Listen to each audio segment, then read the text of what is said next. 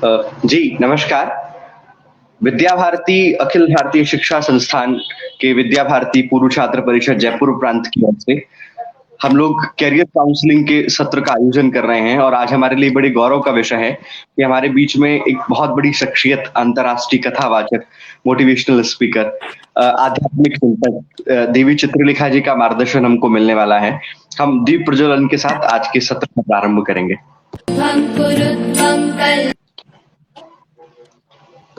कुरुत्वं कल्याणम् आरोग्यं धनसम्पदः शुभं कुरुत्वं कल्याणम् आरोग्यं धनसम्पदः शत्रुबुद्धिविनाशाय दीपज्योतिर्नमोऽस्तुते दीपज्योतिर्नमोऽस्तुते शुभं कुरुत्वं कल्याणम् आरोग्यं धनसम्पदः शुभं कुरुत्वं कल्याणम् आरोग्यं धनसम्पदः। मानस भवन में आर्यजन जिसकी उतारे आरती, भगवान भारतवर्ष में गूंजे हमारी भारती। हे भद्र भावोद्भाविनी, हे भारती, हे भगवते, सीतापते सीतापते, गीतापते गीतापते। मैं कार्यक्रम की अगली कड़ी में हमारे बीच में अंकित जी शायद अभी लेफ्ट हो गए हैं। मैं आदरणीय श्री मनोज जी राघव, आप विद्या भारती पूर्व छात्र परिषद जयपुर प्रांत के प्रांतीय संयोजक हैं, सामाजिक कार्यकर्ता हैं, विद्या भारती के पूर्व छात्र हैं। मैं आदरणीय मनोज जी से आग्रह करूंगा कि आज के कार्यक्रम की भूमिका हम सभी के मध्य रखें। आदरणीय मनोज जी वैसे। विद्या भारती पूर्व छात्र परिषद के इस ऑनलाइन कैरियर काउंसलिंग सत्र में जुड़े हुए सभी महानुभाव, पूज्य देवी चित्रलेखा जी, आप सभी का हार्दिक स्वागत, अभिनंदन। विद्या भारती पूर्व छात्र परिषद आदर्श विद्या मंदिर और सरस्वती शिशु मंदिर में पढ़े हुए पूर्व छात्रों का एक संगठन है। संख्या की दृष्टि से यह संगठन विश्व का सबसे बड़ा संगठन है। तकरीबन 8.5 लाख से ज़्यादा पूर्व छात्र हमारी पूर्व छात्र परिषद के पोर्टल पर रजिस्टर्ड हैं। इसके अलावा तकरीबन राष्ट्र को विद्या भारती ने 1 करोड़ के आसपास पूर्व छात्र अब तक दिए हैं। विद्या भारती पूर्व छात्र परिषद के गठन का जो उद्देश्य रहा है, उसका मूल यह है कि विद्या भारती अपने शिक्षण संस्थानों को जिस लक्ष्य को लेकर चल रही है, वह लक्ष्य है कि कमजोर वनवासी क्षेत्र में रहने वाले, ग्रामीण क्षेत्रों में रहने वाले देशवासियों के जीवन को सुसंपन्न और अच्छा बनाने के लिए ऐसी पीढ़ी का निर्माण हो, ऐसी राष्ट्रभक्ति पीढ़ी का निर्माण हो जो देश के मुख्य धारा से जो पिछड़े हुए लोग हैं, उनकी उन्नति के लिए कुछ कार्य कर सके। विद्या भारती की शिक्षा प्रणाली संस्कार आधारित शिक्षा प्रणाली है।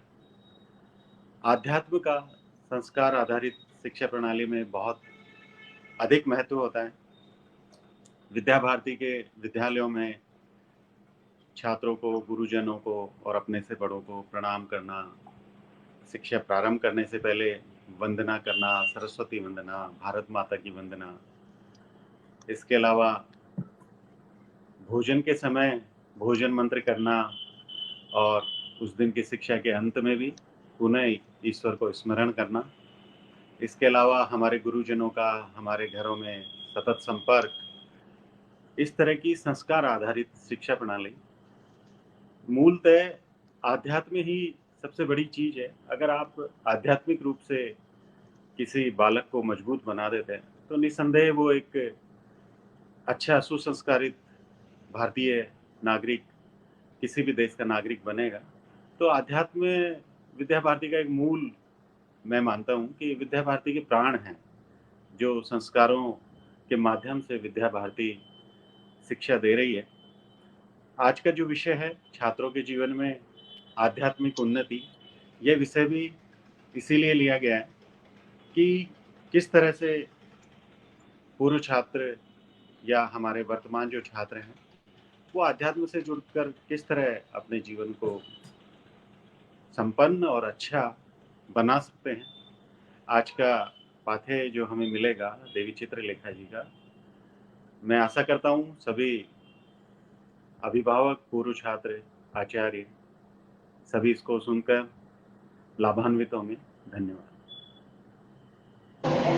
बहुत बहुत धन्यवाद आदरणीय श्री मनोज जी भाई साहब। मैं बताना चाहूंगा देवी जी को भी कि आज का जो व्याख्यान है ये विद्या भारती के विभिन्न पेजों पर लाइव हो रहा है, पूर्व छात्र परिषद के भी, और हमारे विभिन्न विद्यालयों में आज सभी विद्यार्थी आज आपको डिजिटल माध्यम से सामने डिजिटल बोर्ड पर सुन रहे हैं। कई विद्यालयों में प्रोजेक्टर लगा करके आपके इस व्याख्यान को सुना जा रहा है। मैं अंकित जी से आग्रह करूंगा, आप राजकीय सेवा में कार्यरत हैं और आज के इस सत्र में अंकित जी ही आपसे प्रश्न पूछेंगे। आप प्रांतीय कार्य समिति के सदस्य हैं। मैं अंकित जी बीच में लेफ्ट भी हो गए थे। मैं अंकित जी से आग्रह करता हूं कि आप इस वर्चुअल मंच पर आएं और आज के इस कार्यक्रम में उपस्थित सभी आगंतुक अतिथियों का परिचय एवं स्वागत करें। अंकित जी।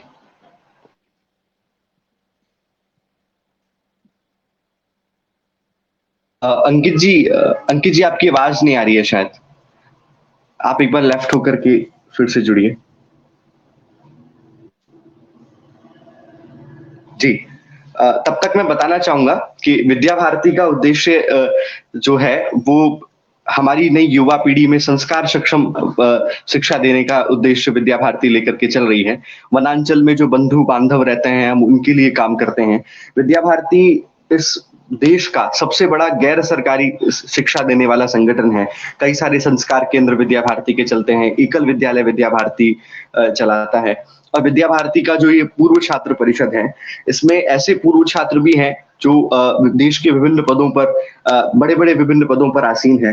एक डेटा अभी आया था जिसमें पता चला था कि देश के 4 बड़े डिस्ट्रिक्ट्स को संभालने वाले जो बड़े पद हैं उस पर विद्या भारती के पूर्व छात्र वहां पर उपस्थित हैं। अंकित जी अभी जुड़ गए हैं। मैं अंकित जी से आग्रह करूंगा कि आप सभी का परिचय कराएं। अंकित जी। जी, विद्या भारती संस्थान जयपुर प्रांत एवं पूर्व छात्र परिषद जयपुर प्रांत द्वारा आयोजित इस कैरियर काउंसलिंग के सत्र में आप सभी का हार्दिक स्वागत, अभिनंदन। सर्वप्रथम आप सभी को मेरा प्रणाम। आज हमें पूज्य देवी चित्रलेखा जी का पाथेय मार्गदर्शन और सानिध्य मिल रहा है। रामचरितमानस में लिखा है कि बिनु हरि कृपा मिला ही नहीं संता। तो आज हरि की कृपा है कि हमें ऐसा दुर्लभ सानिध्य प्राप्त हो रहा है। पूज्य देवी जी ने 7 वर्ष की अल्पायु में कथा का श्री गणेश किया और भारतीय ज्ञान, विज्ञान, वैदिक संस्कृति, संस्कारों, सभ्यता और समृद्ध भारतीय परंपरा को जनमानस तक पहुंचाने के उद्देश्य से उसको संवर्धित करने का यह यज्ञ, आपकी यह यशस्वी और गौरवशाली यात्रा सतत रूप से अनवरत जारी है। मैं कामना करता हूं कि आपका मार्गदर्शन, आपका पाथेय, आपका सानिध्य और आपका शुभाशीष हमें यूं ही मिलता रहे। हमारे मध्य मौजूद हैं आदरणीय मनोज राघव जी। आप विद्या भारती पूर्व छात्र परिषद के प्रांत संयोजक के नाते हमारा मार्गदर्शन करते हैं और सामाजिक क्षेत्र में अग्रणी होकर कार्य कर रहे हैं। कार्यक्रम का संचालन कर रहे हैं भैया प्रिंस तिवारी जी। आप विद्या भारती पूर्व छात्र परिषद के प्रांत कार्य समिति सदस्य हैं और विश्व के पहले भगवान राम पर आधारित पहले वर्चुअल स्कूल के द स्कूल ऑफ राम के आप संस्थापक हैं। अब मैं प्रिंस जी से आग्रह करूंगा कि आप आगे का कार्यक्रम रखें। बहुत बहुत धन्यवाद अंकित जी।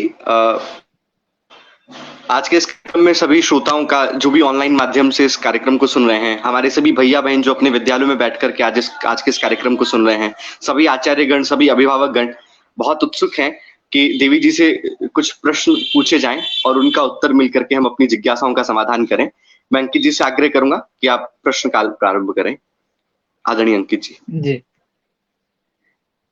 पूज्य दीदी को मेरा पुनश्च वंदन। आपका श्री राम। पावन सानिध्य और मार्गदर्शन पाने के लिए हम काफी दिन से इच्छुक थे और प्रतीक्षारत थे, और आज हम इस सत्र के लिए आतुर हैं, तत्पर हैं और उल्लास में हैं।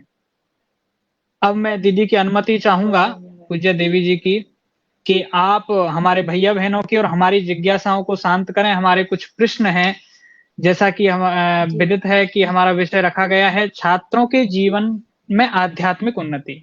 उस विषय से संबंधित कुछ प्रश्नों के जवाब हम आपसे पूछने की अनुमति चाहेंगे, पूज्य देवी जी। जरूर, अवश्य अवश्य। जी देवी जी, हमारा आपसे पहला प्रश्न है कि अध्यात्म व आध्यात्मिकता से क्या आशय है? आप मार्गदर्शन करें। सबसे पहले जो भी आज मुझे यहाँ सुन रहे हैं लाइव के माध्यम से या अपने अपने विद्यालय में डिजिटल प्लेटफॉर्म के माध्यम से, मैं सबका बहुत बहुत हार्दिक अभिनंदन और अपनी ओर से धन्यवाद करती हूँ कि विद्या भारती संस्थान, विद्या भारती पूर्व छात्र संस्थान जयपुर, इनके द्वारा ये जो कार्यक्रम आज आयोजित किया गया है, मुझे सूचना मिली कि कई पूर्व के दिनों से आपसे चर्चा चल रही थी, लेकिन आज जाकर के वो समय आया कि मैं आप सबके मध्य आऊं और कुछ अध्यात्म की चर्चा छात्रों के लिए, हमारे आध्यात्मिक जीवन की उन्नति के लिए कर सके।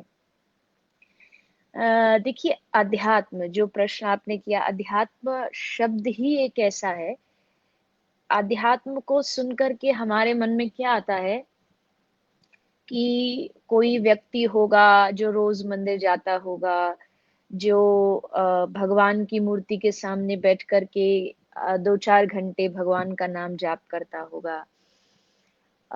दिखने में भी वो थोड़ा लोगों से अलग होगा, जैसे मेरे माथे पर चंदन लगा है, अंकित जी के भी मस्तिष्क पे मैं देख सकती हूँ चंदन लगा है माथे पर। ये सब जो चीजें हैं, क्या ये अध्यात्म है? हाँ, ये अध्यात्म है। ये अध्यात्म का एक पार्ट है, ये अध्यात्म का एक हिस्सा है, जहाँ बाहरी जो चीजें होती हैं, बाहरी जो आपका स्वरूप होता है, जैसे आप दिखते हैं, वो बताता है कि आप आध्यात्मिक हैं। आपका जो बोलने का तरीका होगा, आपका जो दिखने का तरीका होगा, उसमें अध्यात्म झलकता है। आपके रहन सहन में, आपके व्यवहार में अध्यात्म झलकता है। ये तो हो गई बाहर वाली बात, जो बाहर से दिखता है। अब बात करिए अंदर की, क्योंकि अध्यात्म केवल बाहरी वस्तु तो नहीं है। अध्यात्म एक ऐसी वस्तु है जो हमारे भीतर से, अंदर से प्रकट होता है, और उसका मूल जो प्रकट होने का स्थान है वो हमारा मस्तिष्क है, हमारा जो आंतरिक जो स्वरूप है वो है। लेकिन हुआ क्या, आज के समय में हमने अध्यात्म को केवल एक बाहर का विषय बना लिया, और इसी कारण से आजकल के जो तथाकथित जो युवा हैं, उनको लगता है कि आध्यात्मिक होना गलत है, क्योंकि उनको अपना स्वरूप बदलना पड़ेगा, उनको ये करना पड़ेगा। लेकिन मैं आपको बताऊं कि आध्यात्मिक होना केवल बाहरी वस्तु नहीं है। आध्यात्मिक जिस दिन आप अंदर से बन गए, आपकी बुद्धि से बन गए, अपनी सोच से जिस दिन आप आध्यात्मिक बन गए, उस दिन आप दुनिया में हर किसी चीज को विजय प्राप्त कर सकते हैं। और सबसे बड़ी बात, आप अपनी जो मानसिक शांति जो खो चुके हो, उसको कहीं ना कहीं पुनः वापस प्राप्त कर सकते हो। तो पहली चीज तो हमें आध्यात्म और आध्यात्मिकता को समझना है, क्योंकि आध्यात्मिकता हमारे जीवन में एक बहुत बड़ा पार्ट है, एक बहुत बड़ा रोल अदा करती है, जो हमारे जीवन को सकारात्मकता की ओर ले जाती है। आजकल एक बहुत ज्यादा शब्द सुनने में आता है, नेगेटिव थॉट्स और पॉजिटिव थॉट्स। दुनिया के, मैं अपने आप को वैसे कोई मोटिवेशनल स्पीकर मानती नहीं हूँ, मैं सिर्फ एक अध्यात्म की यात्रा लेके चल रही हूँ। समाज में जो जो मिलता जाता है उससे कुछ चर्चा करते हैं, कुछ अच्छी बात करते हैं। लेकिन होता क्या, आजकल मोटिवेशनल जब नाम आता है तो सबसे ज्यादा यही चीज सुनने आती है, पॉजिटिव बनो, पॉजिटिव बनो, पॉजिटिव थॉट्स लाओ। पर मैं उन मोटिवेशनल लोगों से ये पूछना चाहती हूँ कि पॉजिटिव थॉट्स आएंगे कहाँ से? क्या केवल एक ही रसगुल्ला रसगुल्ला रसगुल्ला कहने कहने कहने से रसगुल्ला नहीं मिलेगा? उसके लिए आपको एक प्रोसेस है। घर में सामग्री लाओ, सामान लाओ, उसको बनाओ, गैस ऑन करो, या फिर आप बाजार जाओ, पैसा खर्च करो, दुकान से रसगुल्ला खरीदो। ये एक प्रोसेस है। अगर आप उस प्रोसेस को पूरा नहीं करेंगे तो आप लाख रसगुल्ले की बात करो, आपको नहीं मिलेगा। वही पॉजिटिविटी है। पॉजिटिविटी की आजकल बात हर कोई कर रहा है, बड़े बड़े लेक्चर पॉजिटिविटी पर दिए जाते हैं, लेकिन वो पॉजिटिव हो क्यों नहीं पाते लाइफ में? क्योंकि उनके जीवन में आध्यात्मिकता जो है वो मिसिंग है। आध्यात्मिकता नहीं होगी तो आप लाख अच्छी अच्छी बातें करो, लेक्चर देना इस कोई बड़ी बात नहीं है। हम जितने भी आज यहाँ लोग हैं सब अच्छे अच्छे विद्वान हैं, सब पढ़े लिखे लोग हैं, संस्कृति से जुड़े हुए लोग हैं। आपसे भी मैं पूछूं कुछ प्रश्न तो आप शायद मुझसे बेहतर उत्तर दे पाएंगे। लेकिन बात सिर्फ अच्छी बातें बताने की नहीं है, बात यह है कि उसको जीवन में पूरी तरीके से अपनाया किसने है। तो आध्यात्मिकता केवल बोलने का विषय नहीं है, आध्यात्मिकता जीवन में ग्रहण करने का विषय है। और अध्यात्म आध्यात्मिकता दोनों एक दूसरे के पूरक हैं, जैसे एक सिक्के के दो पहलू हैं। उसी तरह आध्यात्म हमारे जीवन का एक बहुत बड़ा अहम हिस्सा है, जो आजकल हम कहीं ना कहीं उससे पिछड़ रहे हैं। और उसी का कारण है कि धीरे धीरे हम पॉजिटिविटी की जगह हम नकारात्मकता की ओर ज्यादा बढ़ रहे हैं। ऐसा मेरा मानना है। जी, बहुत बहुत धन्यवाद दीदी। आपने इतनी सरल भाषा में और हमें ये बताया कि अध्यात्म और आध्यात्मिकता बाहरी वस्तु नहीं है, कोई बाहरी चीज नहीं, बल्कि ये आंतरिक चेतना से जुड़ा हुआ विषय है। तो हमें अपनी आत्मा परिमार्जित और परिशोधित करनी पड़ेगी, तब जाके हम आध्यात्मिक बन पाएंगे। अब मेरा आपसे दूसरा प्रश्न है कि छात्र जीवन में आध्यात्मिकता क्यों आवश्यक है? इसकी छात्र जीवन में क्या प्रासंगिकता है? मार्गदर्शन करें। मैं पूछती हूँ क्यों नहीं है आवश्यकता? छात्र एक ऐसा जीवन का एक ऐसा समय है, मैं अपनी कथाओं में भी कहती हूँ, जो छात्र जीवन है या हमारा जो युवा जीवन है, वो एक एकदम फ्रेश ताजा ताजा जो खिला हुआ फूल होता है ना, वो है। धीरे धीरे आयु बढ़ती है, हम युवा बनते हैं, हमारी फिर विवाह, पुत्र, संतान इत्यादि, वृद्धावस्था, ये जब तक आती है तब तक धीरे धीरे कहीं ना कहीं वो पुष्प धीरे धीरे मुरझाने लगता है। और हमने क्या माइंड में एक सोच बना रखी है समाज ने कि आध्यात्मिकता या भजन या भक्ति या धर्म ये बुढ़ापे का काम है, ये जब हम वृद्ध हो जाएंगे तब इनकी ओर हम चलने लगेंगे। लेकिन आपका जो छात्र जीवन है, उस छात्र जीवन में आपकी बुद्धि बहुत तीव्र होती है, आपका शारीरिक बल बहुत तीव्र होता है, आपके भीतर तन का बल, मन का बल, हर चीज इतनी प्रबल होती है कि आप कुछ भी कर सकने का एक जोश, उत्साह अपने मन में रखते हैं। वो धीरे धीरे आयु बढ़ते बढ़ते कहीं वो उत्साह, वो बल, वो शक्ति अपने आप थोड़ी कम हो जाती है, थोड़ी क्षीण हो जाती है। तो अगर आध्यात्मिकता का सबसे अच्छा, पूरी अगर जीवन की बात करें, सबसे अच्छा अगर कोई समय है तो वो छात्र अवस्था है, वो बाल्यपन है, वो बचपना है। मुझे लगता है जितने भी लोग मुझे सुन रहे हैं, सब समाज के एक ऐसे बच्चे हैं, ऐसे युवा हैं जिनको संस्कृति से जुड़ी हुई शिक्षा मिली है। और उसी का परिणाम ये है कि आप लोग आज एक ऐसा कार्यक्रम कर रहे हैं, एक ऐसा प्रोग्राम कर रहे हैं जिसमें आप अध्यात्म की चर्चा कर रहे हैं। अगर आप अपनी छात्र अवस्था में धर्म से, अध्यात्म से न जुड़े होते तो आज भी शायद आप कोई ऑनलाइन बॉलीवुड पार्टी या कोई समाज का ऐसा मनोरंजन का कोई कार्यक्रम कर रहे होते, ना कि अध्यात्म से जुड़ी बातें कर रहे होते। क्यों? क्योंकि आपको छात्र अवस्था में, आपकी जो छात्र काल था, उसमें आपको ये चीजें, मैं कहूँ तो जैसे बचपन में पहले नहीं चलता था वो 555 मुगली घुट्टी घोल के वो बच्चों को पिलाई जाती थी। तो जिस दिन छात्रों को हमने अध्यात्म की घुट्टी बचपन में पिला दी, पूरा उसका जो जीवन है, क्यों पिलाते हैं वो घुट्टी? क्योंकि उससे उसका शक्ति, उसका बल एक लॉन्ग टर्म के लिए उसके पूरे जीवन में काम आता है। बचपन में क्यों पिलाते हैं? क्योंकि पता है ये एक ऐसी अवस्था है जब उस अवस्था में उसकी शारीरिक शक्ति प्रबल होगी, उसकी मानसिक शक्ति प्रबल होगी। तो छात्र अवस्था एक ऐसी अवस्था है, मैं ये कह सकती हूँ कि एक गीला सीमेंट है, गीला फ्लोर है।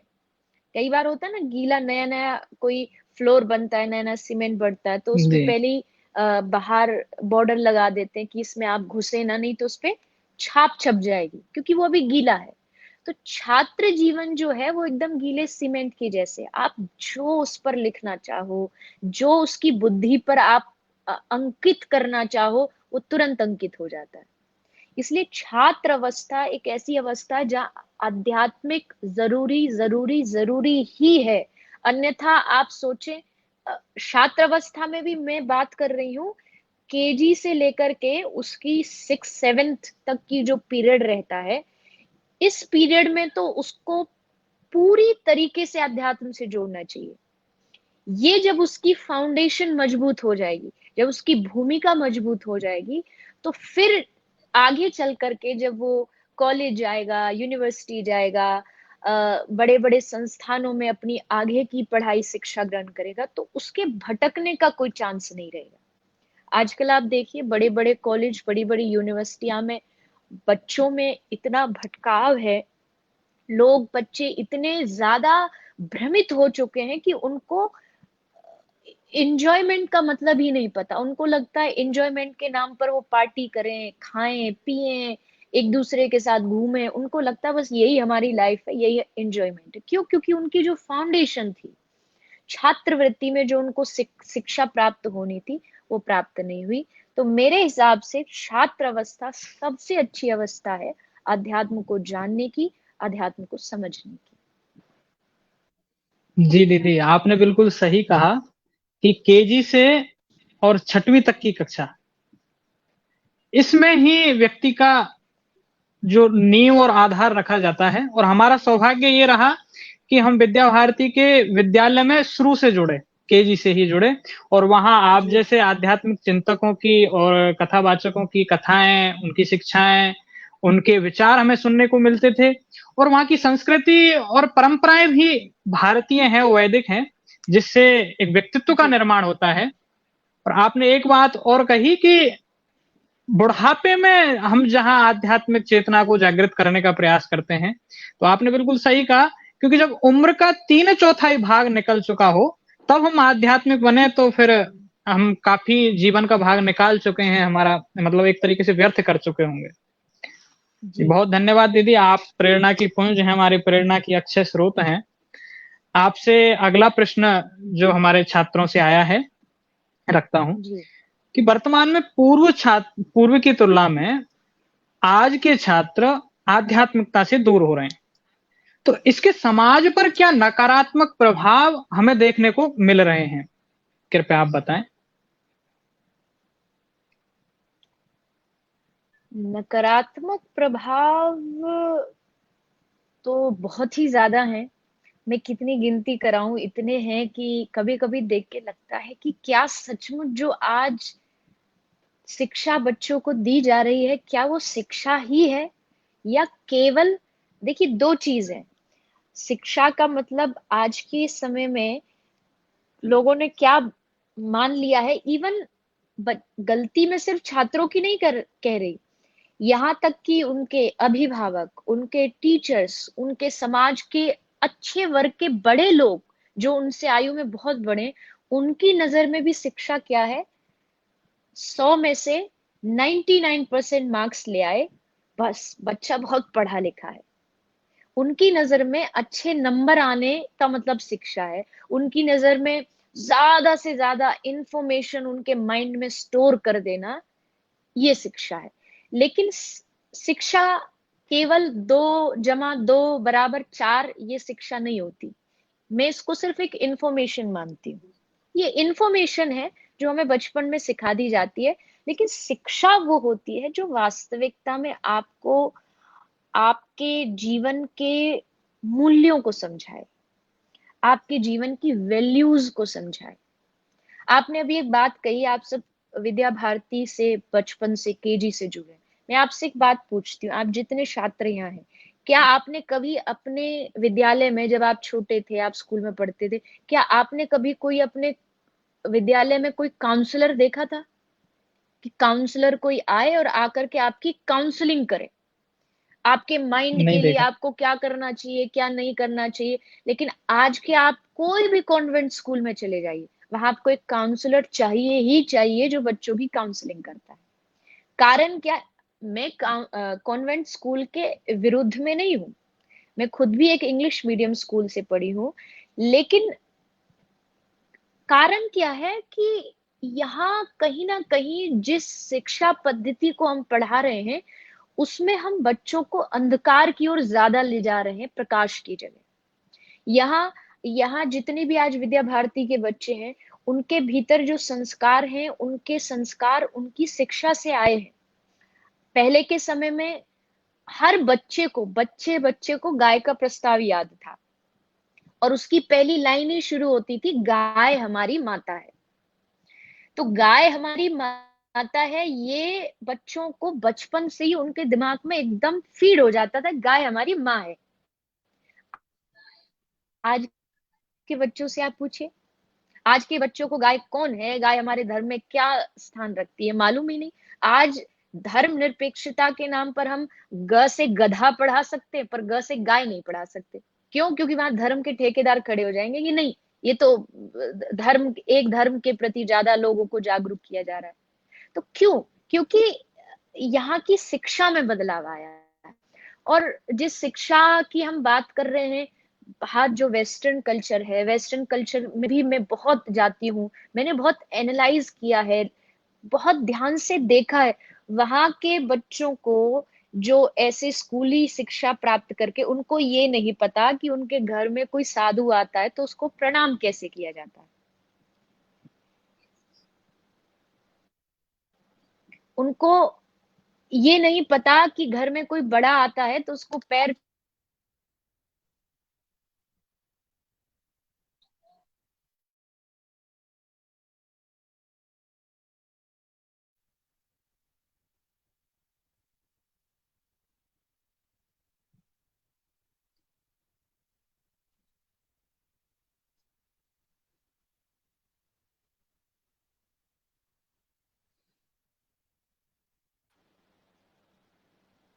राधे राधे।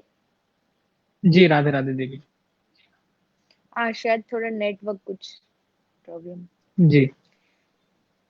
तो मैं यही कह रही थी कि जब आपके बच्चे आपको सब कुछ बता सकते हैं, उनको पता है कि पार्टी कैसे करनी है, उनको पता है कि आजकल पूरे वर्ल्ड में क्या चल रहा है, लेकिन उनको ये नहीं पता कि घर में एक साधु आता है तो उसको प्रणाम कैसे किया जाता है, तो ये बहुत गंभीर विषय है जो हम भारतीयों को बहुत गहराई से सोचना चाहिए कि भारत एक ऐसा देश, धर्म का देश, परंपराओं का देश, अगर उसमें बच्चों को संतों के साथ व्यवहार करना नहीं आता, उसमें बच्चों को धर्म से जुड़ी, अध्यात्म से जुड़ी चीजें नहीं आती, तो बहुत विचारणीय है।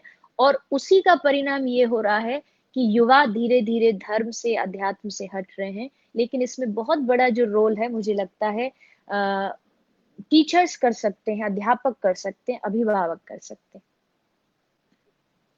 जी देवी दी, आपने बिल्कुल सही कहा। आज की जो शिक्षा पद्धति है उसमें छात्र के दिमाग को एक डेटा सेंटर के रूप में विकसित किया जा रहा है, इससे ज्यादा और कुछ भी नहीं है। जी। उसको मूल्यपरक और नैतिक शिक्षा से दूर रखा जा रहा है, और इसका ही दुष्प्रभाव ये है कि आज चाहे दहेज हत्या हो, चाहे आत्महत्या हो, चाहे मानसिक पीड़ा हो, तनाव हो, चिंता, डिप्रेशन, ये कई प्रकार की समस्याएं आज समाज में बिल्कुल हम देख सकते हैं स्पष्ट रूप से। बहुत धन्यवाद। अब हमारा एक और प्रश्न आपसे जिज्ञासा आई है कि छात्रों के आध्यात्मिक उन्नयन हेतु समाज के विभिन्न वर्ग यथा छात्र, शिक्षक, विद्यालय जी। और सरकार, इन सब की क्या भूमिका होनी चाहिए? इन सबको क्या करना चाहिए कि एक छात्र का आध्यात्मिक विकास हो सके, वो अध्यात्म में उन्नत हो सके? देखिए, मुझे लगता देवी है जी। पहली पढ़ाई तो शुरू होती है बच्चे के घर से। क्योंकि स्कूल में आने से पहले भी वो 5 साल से पहले 5 साल जी चुका होता है अपने घर परिवार में। तो वो 5 वर्ष के जो उसके संस्कार हैं घर परिवार के, उसको फिर स्कूली शिक्षा विद्यालय आगे बढ़ाता है। तो पहली जो स्टेप, जो पहली जिम्मेदारी बनती है, वो बनती है माता पिता की। माता पिता अपने घर में किस तरीके से बच्चे को आगे बढ़ाते हैं, उसको अध्यात्म के बारे में क्या सिखाते हैं। अब मुझे लगता है अगला जो चिंता का विषय वो ये है कि माता पिता अध्यात्म तो बच्चों को जब सिखाएंगे ना, जब उनको स्वयं को कुछ पता हम्म, होगा। उनको स्वयं बिल्कुल को नहीं पता, माता पिता ने खुद रामचरितमानस कभी नहीं पढ़ी, भगवत गीता कभी खोल करके नहीं देखी कि उसका पन्ना दिखता कैसा है, तो अपने बच्चों को क्या शिक्षा देंगे। और फिर वो चाहते हैं कि उनका भविष्य अच्छा हो, उनकी पीढ़ी अच्छी हो, लेकिन उस भविष्य को अच्छा बनाने के लिए घर के जो बड़े हैं, माता पिता, उनको पहला कदम उठाना पड़ेगा। मैं हमेशा कहती हूँ, पेरेंट्स बनना आसान नहीं है। पेरेंटिंग एक बहुत बड़ी आर्ट होती है जो हर किसी को नहीं आती। दुख की बात यह है कि आज के ज़माने में हर क्षेत्र में जाने के लिए आपको एक कोर्स करना पड़ता है, लेकिन माता-पिता बनने का कोई कोर्स नहीं। मुझे लगता है होना चाहिए, क्योंकि बिल्कुल माता-पिता को नहीं पता, बच्चों को बचपन से ही, छोटा भी है तो क्या कहते हैं, ये तो अरे कोई बात नहीं, बच्चा है अभी। लेकिन उनको ये नहीं पता, यही उम्र है जहाँ ये सब कुछ इसके दिमाग में सब एकदम बैठता जा रहा है। उनको खिलौने के नाम पर कुछ भी ऐसा खिलौना ला के दे दिया जिससे उनकी मानसिकता मानसिकता जो है वो हिंसक बन जाए। उनको लगता है कि ये सिर्फ एक टॉय है, लेकिन टॉय नहीं है, वो उसका भविष्य है। वो उसका भविष्य तय कर रहा है। तो पहली जिम्मेदारी माता-पिता की। दूसरी जिम्मेदारी बनती है जो अध्यापक हैं उनकी। अध्यापक को केवल आजकल की शिक्षा में, जैसा आपने कहा, डेटा स्टोरेज नहीं होना चाहिए। समय-समय पर एक ऐसी क्लास होनी चाहिए जहाँ उस क्लास में उनको लाइफ की टीचिंग सिखाई जाए, अध्यात्म से जुड़ी हुई। आजकल मुझे बहुत खुशी हो रही है इस बात की कि धीरे-धीरे वेस्टर्न जो लोग हैं वो हमारे धर्म को अपनाते जा रहे हैं। कुछ ऐसी बड़ी-बड़ी यूनिवर्सिटियां हैं जहां Bhagavad Gita as a subject पढ़ाई जाती है। लेकिन भारत में आप भगवत गीता की बात करोगे तो दूसरे धर्म के अपना-अपना झंडा लेके खड़े हो जाएंगे। हम क्यों पढ़ें? लेकिन पहले भगवत गीता को समझिए, ये एक जीवन जीने की कला है जो भगवत गीता में श्री कृष्ण ने अर्जुन को सिखाई है। वो किसी धर्म से जुड़ी हुई नहीं है, वो जीवन से जुड़ी हुई है। तो दूसरी जो चीज है वो है अध्यापक। अध्यापकों को विशेष ध्यान रखना होगा कि आपको कैसे अपने जो छात्र हैं उनको अध्यात्म से जोड़ना है। मुझे आज भी याद है, कई बार मैंने बचपन से कथा शुरू कर दी 7 वर्ष की आयु से। तो मेरा जो पूरा जो मेरी विद्यालय का जो समय रहा है, उसमें मैं, सब जानते थे कि अध्यात्म से जुड़ी है। तो ज़्यादा नहीं, वैसे तो भगवान की कृपा से मेरे टीचर्स, मेरे जो स्कूल का अ, हमारे जो सर रहे, जो अध्यापिका रहे, सब बहुत ज़्यादा प्रेम करते थे, पर बीच में एक-आध ऐसे टीचर आते थे, जो जिनको पता था कि अध्यात्म से जुड़ी है, इसलिए वो अध्यात्म के विरुद्ध बात करते थे। हमेशा जब भी वो क्लास में उनको पता लगता कि मैं आई हूँ, तो उनका वही टॉपिक शुरू हो जाता कि अध्यात्म से क्या होता है, ये सब दिखावा है, ये सब ऐसा है। अब आप सोचिए, चलिए मैं तो अध्यात्म से पूरी तरह जुड़ी हूँ, तो मुझे कोई फ़र्क नहीं पड़ता। लेकिन मुझे लगता था कि ऐसे बच्चे जिनकी अभी जीवन की शुरुआत है, कहीं ऐसा ना हो वो उस, क्योंकि टीचर हमारे लिए हमारा मार्गदर्शक है। अगर वो हमें ऐसी बात बताएगा, तो हमारे लिए कितना एक अंधकार का भविष्य हम अपना तय कर रहे हैं। तो टीचर्स को ये निश्चित करना होगा, अध्यापकों को, कि वो अपने छात्रों को धर्म से जुड़ी बात बताएं। कोई अगर 4-5 आपके पीरियड्स हैं जिसमें आप अलग-अलग सब्जेक्ट पढ़ाते, तो एक जो समय हो वो केवल बच्चों के आध्यात्मिकता के लिए देना चाहिए। और समाज के जो अच्छे लोग हैं, मेरे जैसे जो छोटे-मोटे लोग हैं, उनको भी छात्रों से जा करके ऐसे-ऐसे अच्छे कार्यक्रम करके, वीडियो कॉन्फ्रेंसिंग के माध्यम से, या समाज के जो अच्छे समाज को सुधारने वाले लोग हैं, उनको शिक्षकों से बात करनी चाहिए, मिलना चाहिए, ताकि उनके मन की बात समझ सके और उनको आध्यात्म का मतलब समझा सके। जी बिल्कुल सही कहा। आज हम अपने मूल को छोड़ते जा रहे हैं, अपनी जड़ों से दूर हो रहे हैं। और आपने कहा कि इसकी शुरुआत आध्यात्मिकता की परिवार से होती है। आज जी मुझे याद आता है कि आज हम जो कुछ भी हैं तो वो ये नर्सरी क्लास और परिवार, विद्या भारती और परिवार की वजह से हमारे पारिवारिक संस्कार ऐसे थे कि हमें सिखाते थे कि सुबह जग के कराग्रे वसते बोलना है, भोजन मंत्र बोलना है, भारत माता की जय बोलनी है, बड़ों के चरण स्पर्श करने हैं, घर पे कोई आए अतिथि उसका सत्कार करना है। बहुत अच्छा बताया आपने। अब एक और प्रश्न आपसे कि हम अपनी दिनचर्या में ऐसी सात्विक चर्या क्या अपनाएं, ऐसी किन आदतों का समावेश करें जी कि जिससे हम सरल रूप से सहज ही आध्यात्मिक विकास सुनिश्चित कर सकें।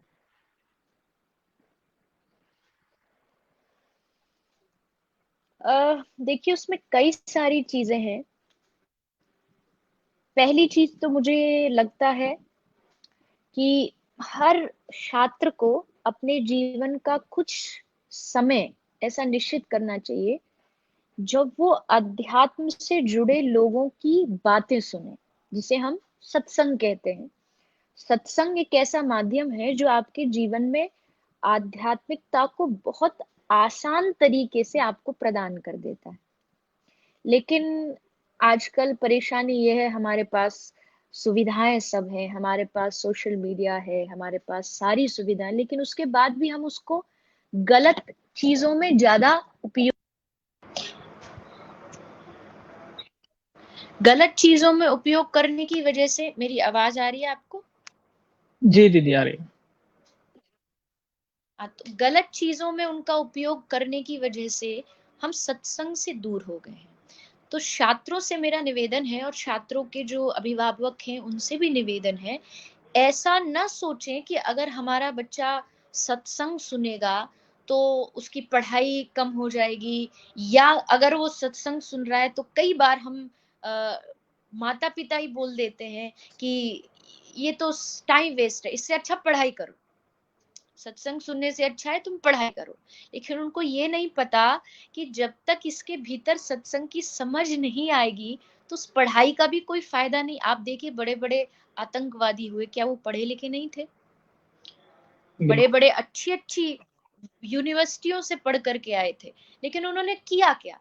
बहुत सारे ऐसे बड़े पद के डॉक्टर्स हैं, कई बार हम ऐसे स्कैंडल्स देखते हैं, डॉक्टर होते हुए किडनी लोगों को बेच रहे हैं, बॉडी पार्ट्स बेच रहे हैं। क्या पढ़े लिखे नहीं है वो लोग? अच्छी पढ़ाई की, इतनी बड़ी डिग्री ली, लेकिन शायद शायद क्या पक्का बचपन में उनके माता पिता ने ये नहीं कहा होगा कि तुम थोड़ा सत्संग सुनो। तो पहली चीज जो बच्चों को आज करनी चाहिए, टाइम डिवाइड करें अपनी जीवन का। सबसे पहली चीज है अपनी दिनचर्या बनाएं। मैं इस बात पर बार बार छात्रों को कहती हूँ कि आपकी एक दिनचर्या होनी ही चाहिए जिसपे आप पूरी तरह नियमित रूप से उस दिनचर्या को आप फॉलो करो। सुबह उठते हैं, सुबह उठ करके आप थोड़ा समय निकालिए, भगवान के सामने बैठिए।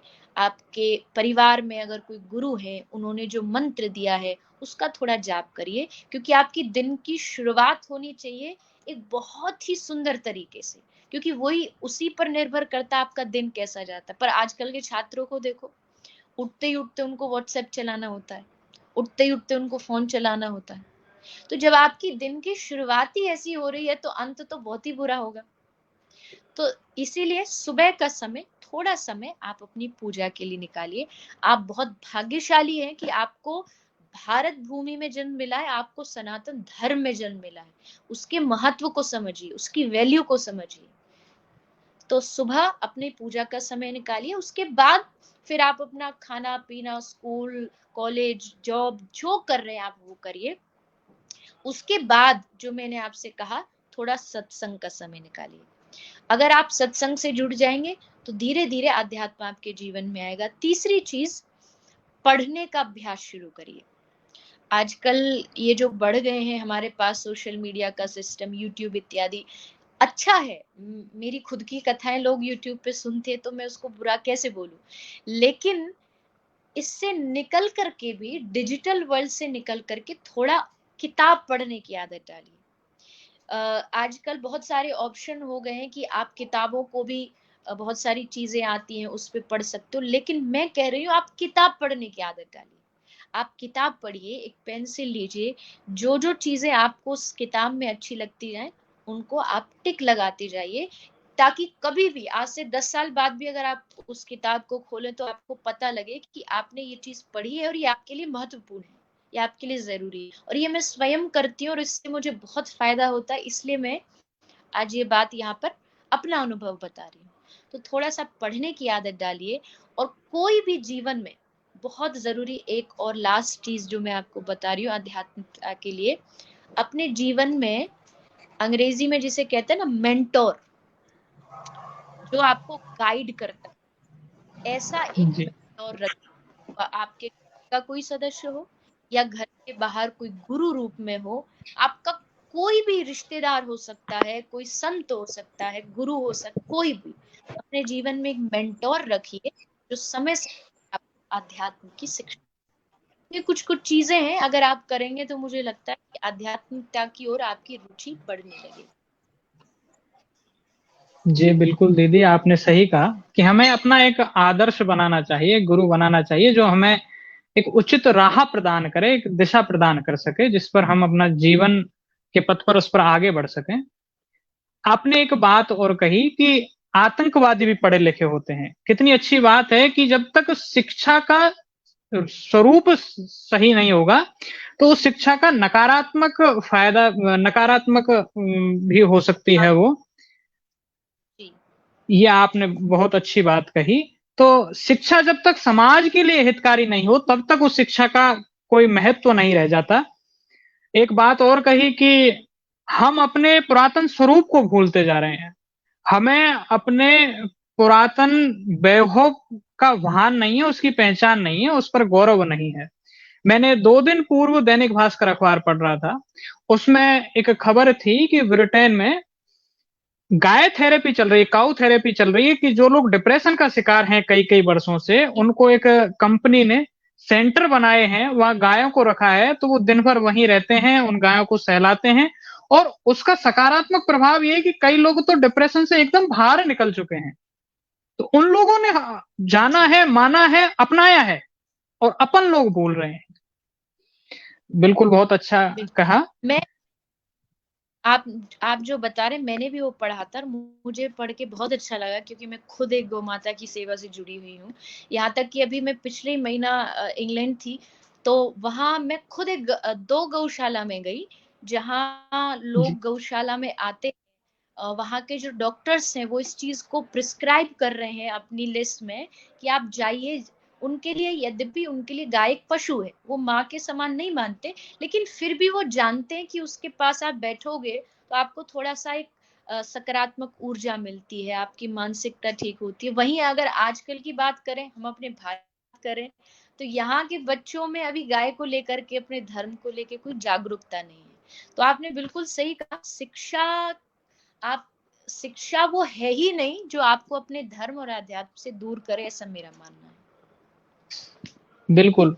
हमें तो अध्यात्म से लगाव होना चाहिए, उसे अपनाना चाहिए और ऐसी जगहों पर जाना चाहिए क्योंकि वहाँ का जो एक विज्ञान में पढ़ाया जाता है कि चुंबक होती है और चुंबक का चुंबकीय क्षेत्र होता है। विद्युत का तार होता है तो विद्युत चुंबकीय क्षेत्र होता है। तो इसी प्रकार से जब मंदिरों में, गौशाला में, किसी कथा में जाते हैं तो वहाँ एक सकारात्मक एनर्जी का सर्किल होता है और उस सर्किल में जैसे ही अपन प्रवेश करते हैं तो निश्चित ही हमारे अंदर एक नवोर्जा का संचार होता है, नवोन्मेषी भाव उठते हैं। एक मतलब शुद्धता आती है, पावनता आती है। अब मैं आपसे इजाज़त चाहूँगा, एक प्रश्न और हम जिज्ञासा आई है कि समाज में एक भ्रांति है कि आध्यात्मिक जी। गतिविधियाँ जो आपने पहले भी बताया है कि आध्यात्मिक गतिविधियों से पढ़ाई में बाधा उत्पन्न होती है।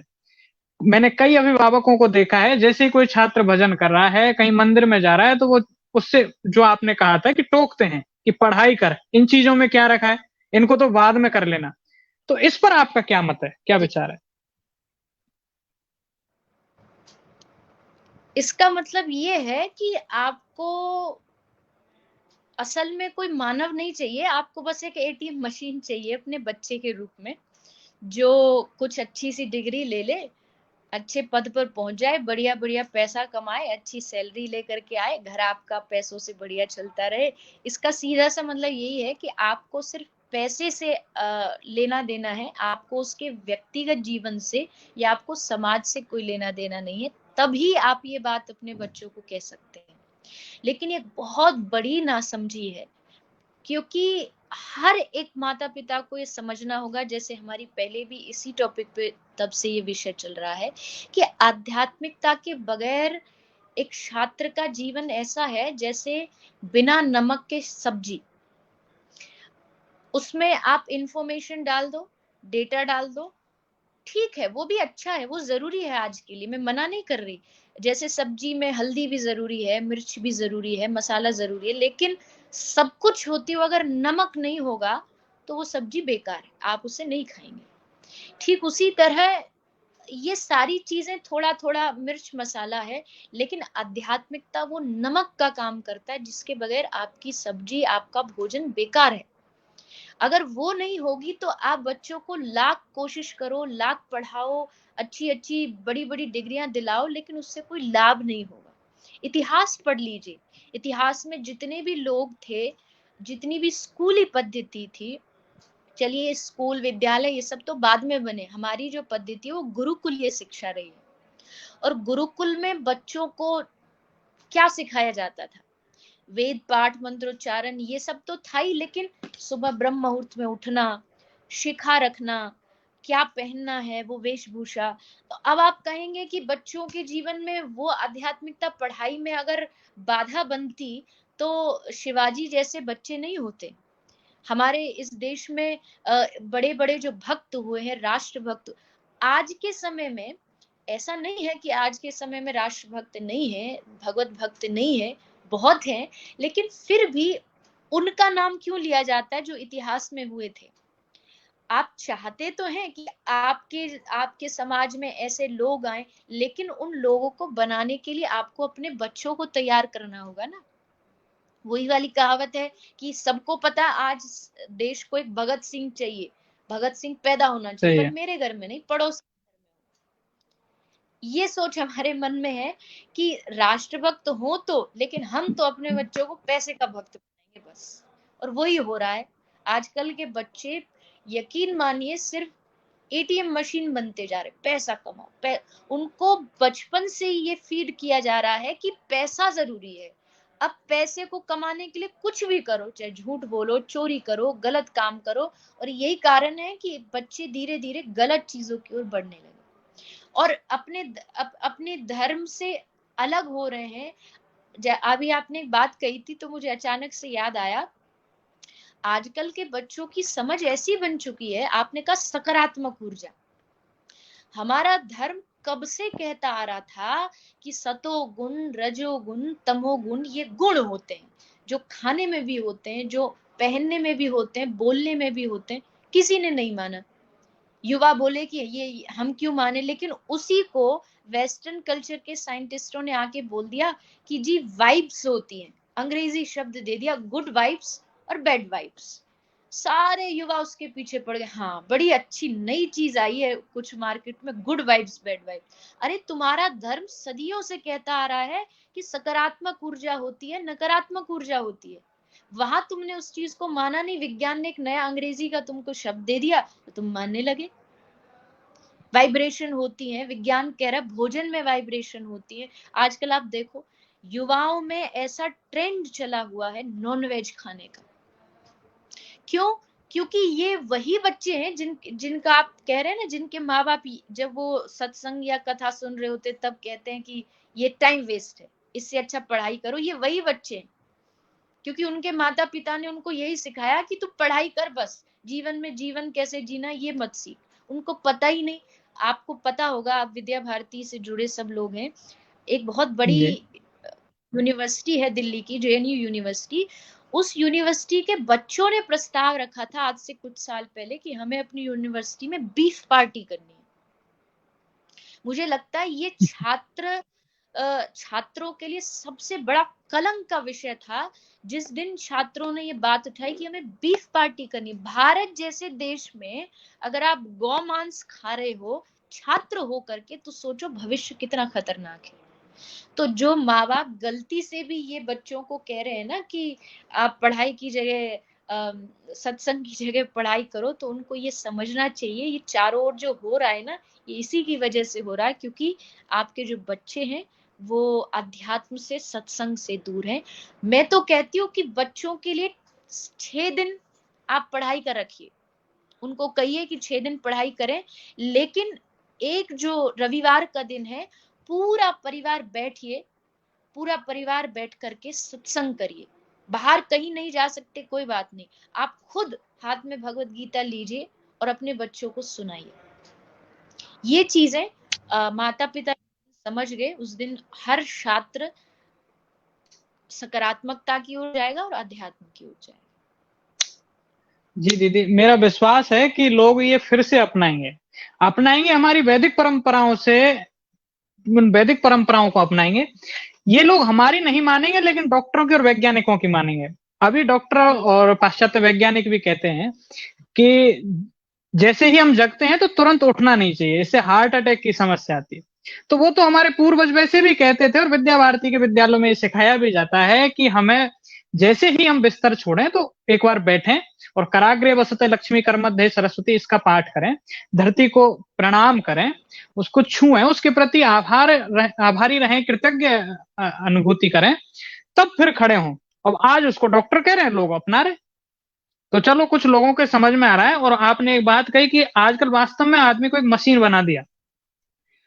व्यक्ति के जीवन का उद्देश्य है पढ़ना और फिर डिग्री लेना, अब वो चाहे किसी भी माध्यम से कैसे भी प्राप्त हो, उसके बाद एक नौकरी प्राप्त करना, उसके बाद शादी करना, बच्चे करना और मर जाना। ये एक जीवन की चक्र बन गया है। तो फिर समाज उनको याद नहीं रखता है जीवन जीने की कला क्या है, जीवन का असल उद्देश्य क्या है, इसकी वास्तविकता क्या है, हमें ईश्वर ने क्यों भेजा है, हम ये कुछ पता ही नहीं है।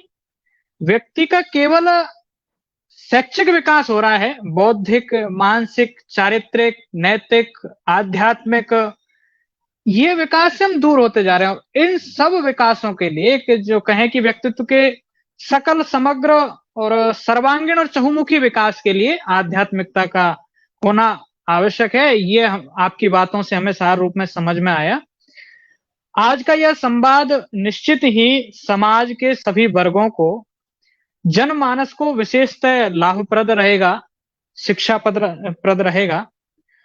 और हम चाहेंगे कि आगे भी आप यथा समय हमें मार्गदर्शन प्रदान कर, हमारे व्यक्तित्व को परिशोधित, परिमार्जित कर, हमारी आध्यात्मिक चेतना को जगाएं, हमारी आध्यात्मिक चेतना को, नवीनमोशी विचारों को उद्घाटित करते रहें।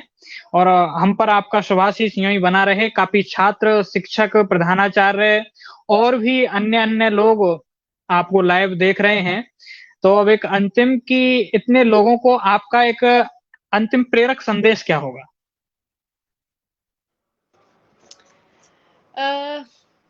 देखिए, लगभग पिछले 1 घंटे से यही विषय चल रहा है, और अंत में भी मैं यही कहूंगी, बहुत पढ़ें, खूब शिक्षा प्राप्त करें, आप खूब देश का, अपने परिवार का, राष्ट्र का नाम रोशन करें। लेकिन क्या पढ़ें वो बहुत जरूरी है। उस पढ़ाई होती क्या है, बस उसको समझ लीजिए। शिक्षा होती क्या है उसको समझ लीजिए। अगर वो आप समझ लेंगे तो आपके जीवन में जो नीरसता है, आज जो बढ़ता हुआ डिप्रेशन है, जैसे आपने कहा, आज से कुछ समय पहले, आप समय की बात कर रहे हैं, आप जिस विद्या भारती में केजी से पढ़े, मुझे लगता है उस समय आपको ये नाम भी नहीं पता होगा कि डिप्रेशन होता क्या है, ये कोई बीमारी भी होती बिल्कुल। है, ऐसा भी हम नहीं जानते थे। मेरी आयु भी बहुत नहीं, पर मैंने भी इस चीज को आज से, कथा करते करते मुझे 7 साल की आयु से शुरू की, आज से 3-4 साल एक ऐसे हुए जिसमें डिप्रेशन नाम की एक बीमारी भूत जैसे बढ़ गई है। जहां देखो सब लोग, बच्चे, छोटे छोटे स्कूल के बच्चे, अगर उनके मार्क्स उनके मन के मुताबिक नहीं आते तो लोग डिप्रेशन में चले जाते हैं, डॉक्टर से जाके उनको टेबलेट्स लेनी पड़ रही है। तो क्यों? क्योंकि हमने उस समाज को वैसा निर्माण किया है। लेकिन अभी भी अगर हम चाहें तो उस समाज को फिर से पहले जैसा बना सकते हैं। ये डिप्रेशन नाम की, स्ट्रेस नाम की, एंजाइटी नाम की ये बीमारी हमारे देश में तो दूर दूर तक नहीं होनी चाहिए, क्योंकि हम ऋषियों की संतानें हैं। हम किसी बाहरी विदेश से आए हुए लोग नहीं है जिनको समझाया जाए कि डिप्रेशन नहीं होना चाहिए, मानसिक तनाव नहीं होना। हमारे ऋषियों ने इतने सुंदर सुंदर शास्त्र दिए हैं, उनको पढ़िए और अपने उज्जवल भविष्य बनाइए, समाज के लिए कुछ करिए, देश के लिए कुछ करिए। बिल्कुल दीदी, आपने बहुत अच्छी बात कही। हमने एक तो हमारी दिनचर्या के साथ बहुत खिलवाड़ कर रखा है। आज मैं एक दोस्त से मिला था, उसने कहा यार अंकित थकान की समस्या रहती है, थोड़ा मन सा नहीं लगता। तो मेरे बातों में एक बात आई कि यार मैं रात में 3 बजे सोता हूँ, सुबह 10 बजे उठता हूँ। मैंने 3 बजे तक क्या करता है भाई? बोला पढ़ाई करता हूँ। मैंने कहा जब दुनिया जग रही होती है तब तुम सोने जाओगे, जब दुनिया से उलट चलोगे तो तुम्हारे साथ भी उल्टा ही होगा फिर। तो हमें क्या जी। क्या पढ़ना है, कब पढ़ना है, कैसे पढ़ना है, इन सब की जानकारी हमें होनी चाहिए और जीवन में अपनाना चाहिए। आप दीदी, आपको कौन नहीं जानता, आप विश्वविख्यात हैं, अंतर्राष्ट्रीय कथावाचक हैं, आध्यात्मिक चिंतक हैं और आपने समाज को बहुत कुछ दिया है, बहुत कुछ दिया है। आपका योगदान अविस्मरणीय है और हमें इस बात की खुशी है कि आज आपका दुर्लभ सानिध्य प्राप्त हो रहा है। आज का दिन वाकई ये असाधारण दिन है, अविस्मरणीय दिनों में से है, हमारे स्वर्णिम दिनों में से है। हम बहुत आभारी हैं, आपके ऋणी हैं, कृतज्ञ भाव से आपको पुनः-पुनः प्रणाम करते हैं कि आपने अपने व्यस्ततम समय में से, मुझे जानकारी प्राप्त हुई कि अभी आपकी छत्तीसगढ़ में कथा चल रही है, आपको शाम को समय नहीं था, तो आपने सुबह समय निकाला हमारे लिए, हमारे भैया-बहनों के लिए और मार्गदर्शन दिया या आशीर्वचन कहे, तो हम तो आपके पुनः-पुनः बहुत ऋणी हैं हृदय के अंतः भावों से। बहुत और बहुत हम ये कामना जी, मुझे और हम ये बताया। जी, बहुत-बहुत धन्यवाद और हमारी प्रभु से ये कामना है कि आपकी जो ये यात्रा है, सनातन को आगे बढ़ाने की, हमारे संस्कृति संस्कारों को आगे बढ़ाने की, ये यात्रा प्रकर्ष पर पहुँचे, चरमोत्कर्ष को हासिल करे। पुनः-पुनः आभार, धन्यवाद, प्रणाम। बहुत बहुत धन्यवाद। आप सब आज यहाँ जुड़े और मेरी इन बातों को सुना। आप सबका, छात्रों का उज्जवल भविष्य, यही मेरी ठाकुर जी के चरणों में प्रार्थना। बहुत बहुत जी। जी, आप सभी छात्रों का, बहुत-बहुत धन्यवाद प्रधानाचार्यों का आप सभी लोगों का।